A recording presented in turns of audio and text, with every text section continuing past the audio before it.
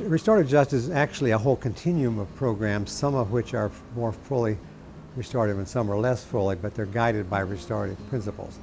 But the best known and the most fully restorative are those that allow the person who's been harmed to meet with the person who's been harmed with a facilitator.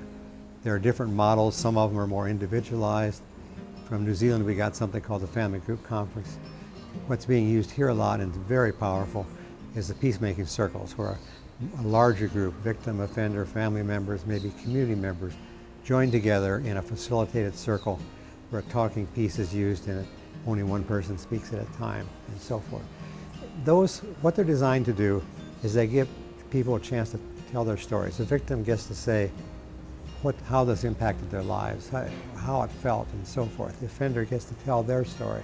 The victim gets to ask questions. They have so many questions, and most of those questions only the offender knows the answer. So they get the chance to answer those questions. They express their feelings. They get to see each other as a real person instead of some boogeyman or some stereotype in their head. And if they wish, they can work out an agreement for things that need to be done to make it right in some way. So those are the basic. There are different varieties, as I said. Sometimes they're being blended, but the most fully restorative allow the real participants, the real people who have a stake, to meet and work things out in some way. Yeah, we always had a gut feeling that part of the reason we were doing this is because we wanted to create a situation where people could understand each other, where empathy could happen. Particularly, we wanted the offender to begin to understand the victim as a person, what they did to them. You know, offenders use all kinds of defense mechanisms not to think about who they're harming, and we wanted to break through that.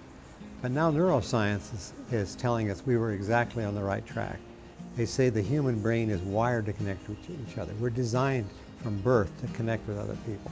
And that when you can create a situation where empathy might happen, nothing rewires that brain in a healthy way better than an experience of empathy. So I think empathy is really important. In our research, we find a lot of positive results. We find victims' trauma is reduced. We find they're very satisfied. But we also find that both victim and offender leave with a better understanding of each other. So I think empathy is a very important dynamic.